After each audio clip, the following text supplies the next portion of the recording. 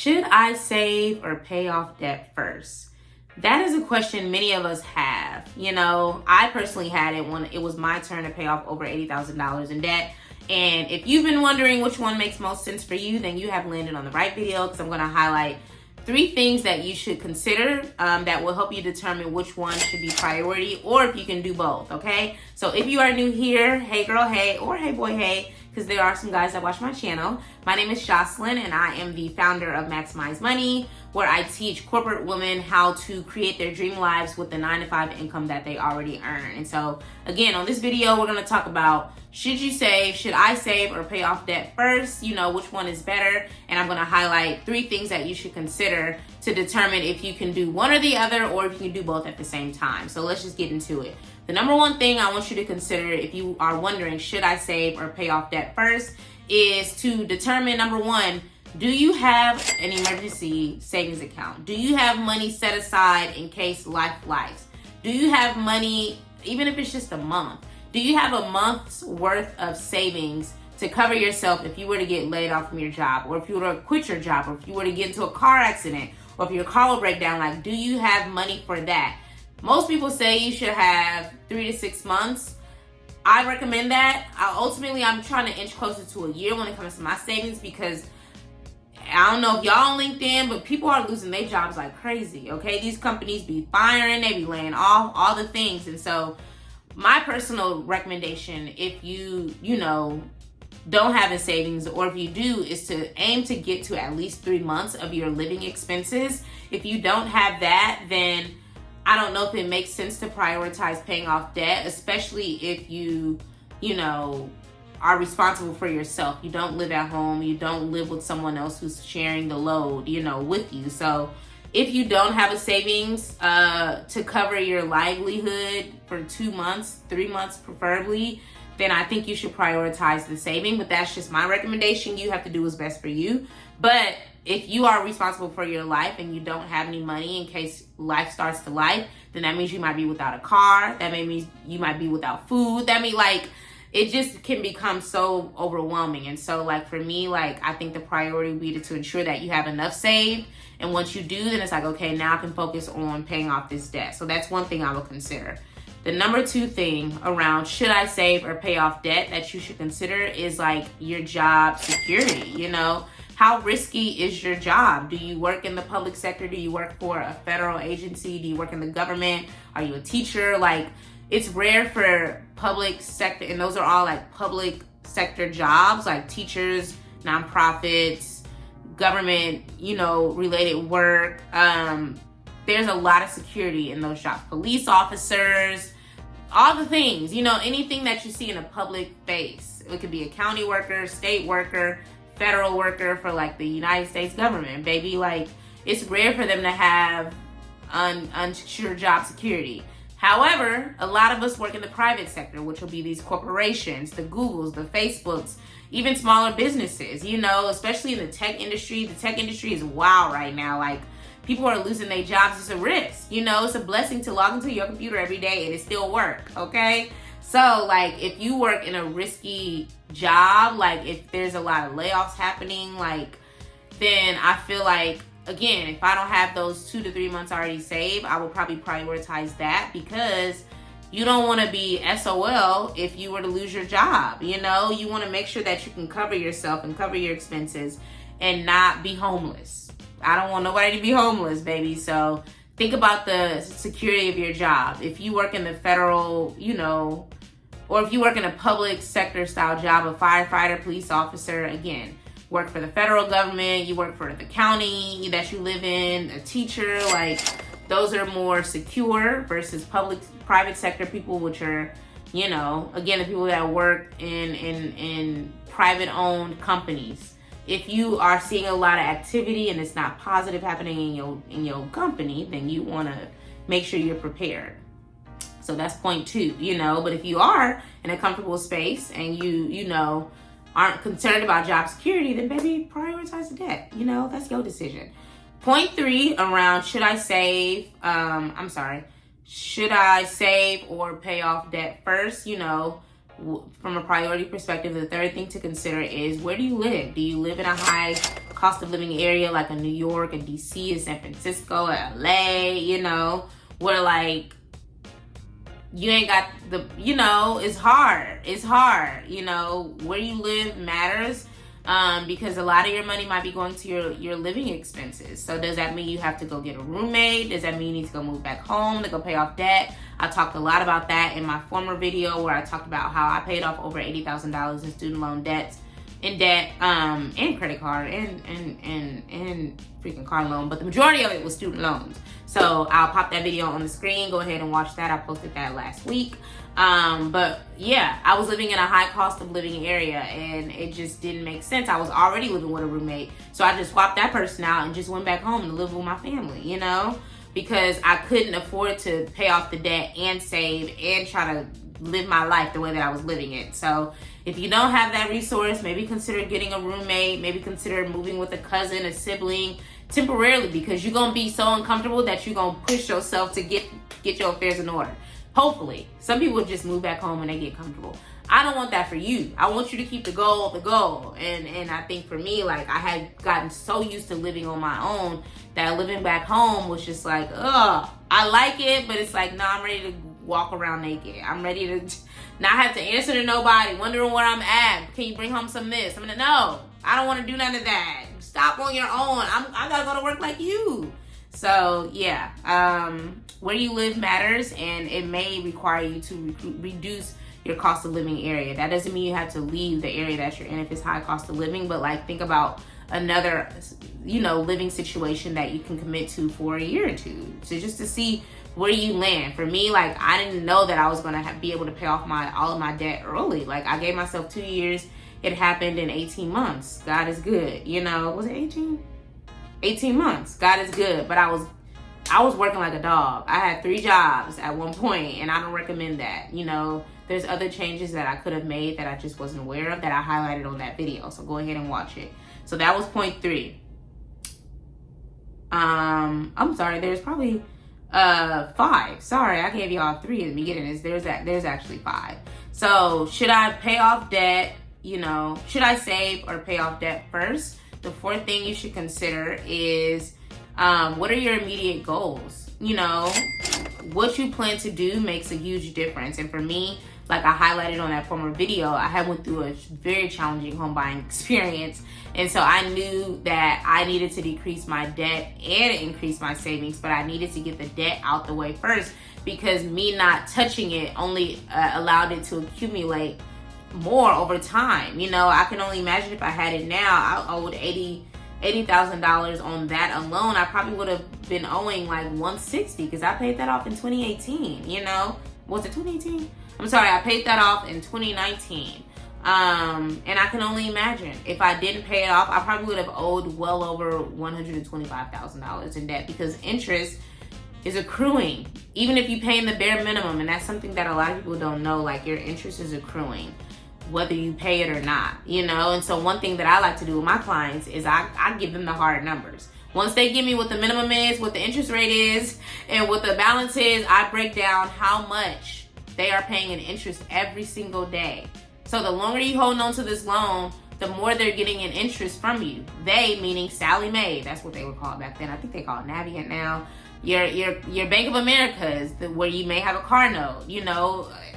They are making more money off you not doing anything or not doing enough. And I have to give my clients that on a platter, because they will pay the bare minimum. And I get it, because I too paid the bare minimum for a very long time.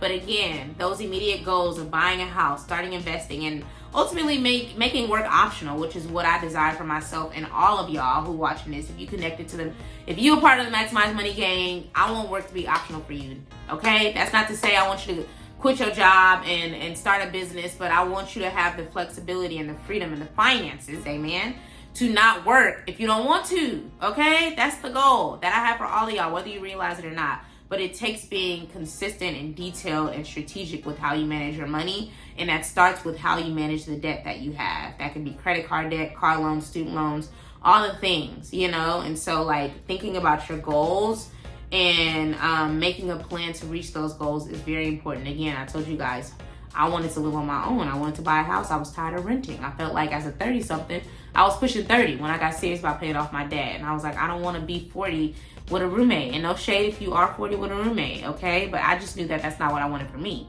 At 40, baby, I need to be living with my husband, if anybody. Maybe my mom, and hopefully not. I want to be living with my husband, and that's it. That's all. Maybe if he got a kid, the kid gonna be there too. Our kid, because if we married, it's my kid too. But yeah, I didn't want to have hella roommates at 40, and I know that that's the norm in DC and New York and even California because of the cost of living. But like, I just knew that that's not what I wanted for me, myself personally. So if that's not what you want for you, then you got to be willing to make some changes. But again, that's going to require you to get clear on what your goals are. And again, for me, like, I could have saved $1 million, but I still would have had this debt. And at some point, I had to consider, like, okay, I was already saving the bare minimum. Let me just continue to save the bare minimum while I tackle this debt. The majority of my money went to debt. Like, I made extra payments 2 or 3 times a month because I had 3 jobs, and all the extra money I made went to that. And then I started investing, got serious about investing, and all of that stuff happened eventually, but the goal at the beginning was to pay off the debt. So as the amount decreased, I started increasing the savings, and then eventually, maybe a year in, I found a financial advisor. He helped me to start investing. Now I invest with him, I invest with my job, and I invest on my own via my Roth IRA, okay? Because the girl is not looking to work until she's 60. No, I would love to retire. I would love to make work optional in 10 years. That's what I'm praying for myself, and I'm praying that for you, but most importantly, myself. So yes, think about your immediate goals and which of the two is going to get you closer to that. You can have all the savings in the world, baby, but if you got $200,000 in debt, then the lenders is not even going to bat an eye, you know? You can make all the money in the world on your job, but if you have all this debt and no savings, it's still going to hurt you, and I don't want you to experience what I experienced. So think about your immediate goals and what's going to help you get closer to those. Is it paying off the debt, or is it saving? The last thing, should I pay off my debt? Should I save or pay off my debt first? That you should consider is, what is the cost of not paying? And I've already spoke to this a little bit around, like, when I give my clients, like, when we work on their spending plan together, and I pull out stuff that they don't like to put on there, because I know what it's like. Okay? You just put your regular expenses, and I'm like, so you telling me you didn't go out to eat at all this month? You telling me you didn't go to the nail salon at all this month? You telling me that you didn't order nothing from Amazon at all this month? They was like, oh yeah, I did. Okay, well, why is that not on the spending plan? I can't work with incomplete numbers, baby. And so, yes, I don't want you to stop living your life, you know, like, but I want you to be clear on, like, what is the cost of you not paying this? And that's why I always give them, like, here's how much you are paying in interest every single day by not getting serious about paying out your debt. Because that's how a lot of my clients ultimately found me, because I talked a lot about my debt-free journey, and so they want to pay off their debt too, and then they want to save. But I'm like, okay, depending on where you are in your life and what you're responsible for, one thing may need to take priority, or maybe we can do both, but it just needs to make sense for your lifestyle and the money that you have available. And so giving them, like, how much they pay in interest every single month, essentially that's just money that you're just willingly giving away. And one thing that one of my clients, a lot of them actually, but Tiffany in particular, which is a recent client of mine, I helped her pay off $20,000 of her credit card debt. She was like, well, you know, I mean, if I don't pay it, I can just die with it. And I was like, girl, that's how I used to think. But the thing is, you don't realize how that debt impacts you until you are looking to make a big move. She was looking to move into a new apartment, and they denied her because she was already overextended with debt. She had a car loan, she had credit card debt.